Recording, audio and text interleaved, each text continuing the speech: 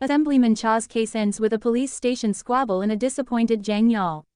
His dreams of returning to Seoul through political connections are dashed away by Yi Boon, who recovers the donor list from her grandpa's room and places it back to its original location. Since nothing was technically stolen, the case is dismissed, and Jang Yol moves on to his next big break, a string of missing fish finders. However, before Jang Yol can use Yi Boon's powers to find the culprit, she strikes a deal with him to help her solve a case of her own. Recently, Shaman Park Jong-bae saved a puppy buried alive in the mountains, and Yi Boon wants to catch the cruel owner. Using this opportunity to leech off Jang Yol, she has him upgrade her powers, e.g., a manicure, jewelry, and vitamins, and the pampering pays off. They find the owner's location, and Jang Yol arrests him after Yi Boon gives him a piece of her mind. Now that Jang Yol kept his end of the deal, he expects the same level of dedication from Yi Boon and forces her to learn Arabic in order to figure out the prime suspect's memory. After a few sleepless nights, she manages to catch a few words, and with Sun Woo's help, what can't this man do? She figures out the motive and passes it along to Jang Yol. Armed with this new knowledge, Jang Yol approaches the suspect, who turns out to be a pawn within a larger operation, and with Yi Boon's powers, they find the criminal's hideout. Unfortunately, Jang Yol underestimated the size of the organization, and our duo ends up captured and bound. Though Jang Yol boasts about being trained to escape situations like this, he flounders on the ground hopelessly as the criminals come back to finish them off. The thieves throw Yi Boon and Jang Yol into the ocean, and as our heroes sink to their doom, the original suspect jumps in and saves them. Rather than call for backup, Jang Yol sees red and marches into the criminals, then to beat them all up. This time, without Yi Boon there to distract him, he makes quick work of the thieves.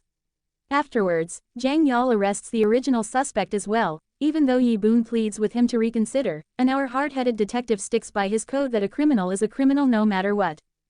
Another crime disrupts the peace in this supposedly quiet town as the neighborhood ladies get into an uproar about their missing underwear. While the rest of his team busies themselves with this case, Jang Yol receives a call from his old colleague in Seoul about Chairman Baek, a notorious drug dealer and the reason for Jang Yol's demotion. On his way to Seoul, Jang Yol offers Yi Boon a ride to her destination, but unbeknownst to her, he drags her along to his business first. Using the gum-on-butt trick, Jang Yol has Yi Boon touch the chairman's rear end, and then needles the chairman about his recent endeavors. Irked by Jang Yol's goading, the chairman decides to get rid of the annoying detective for good. Back in town, the number of stolen underwear continues to grow, so Jong Muk orders everyone to devote their attention to this case. Though Jang Yol complains at first, his passion is lit when he runs into the thief on a stakeout and gets beaten rather embarrassingly by him twice. Word soon spreads about Jang Yol's mishap, and our feisty detective is dead set on catching the thief, even if it means letting Yi Boon touch his butt. Hoping that she can see something he missed, he allows her to peek into his memories, but instead of finding the thief, Yi Boon gets thrown further into his past. She sees Jang Yol taking care of a young ruffian named Park Sung-gil, the same one who Jang Yol saw during his failed raid, and it becomes clear why this betrayal hit him so hard.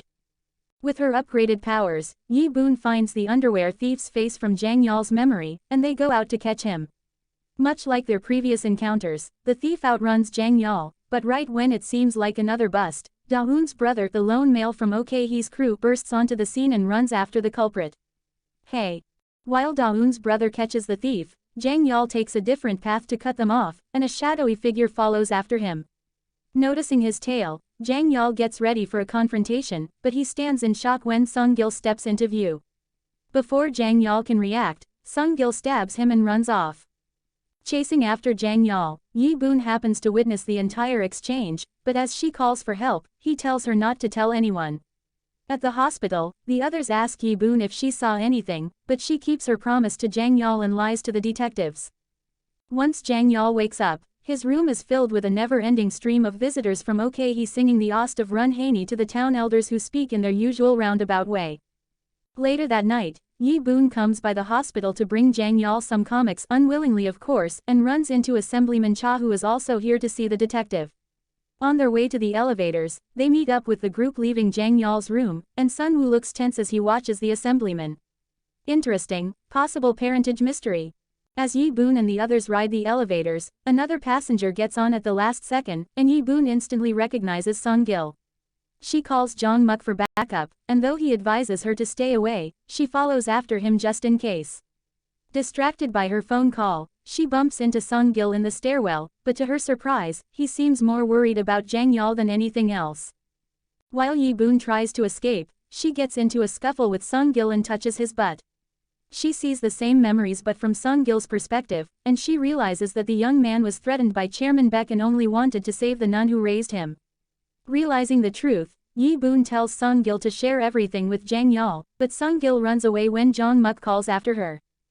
Yi Boon takes it upon herself to clear the air between the two of them and tells Jang Yol that Sung Gil stabbed him in order to save him.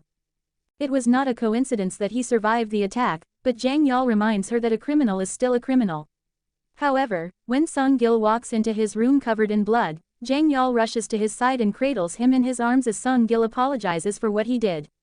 In that moment, Yi Boon reaches out to see who did this and witnesses someone wearing a poncho stab Sung Gil.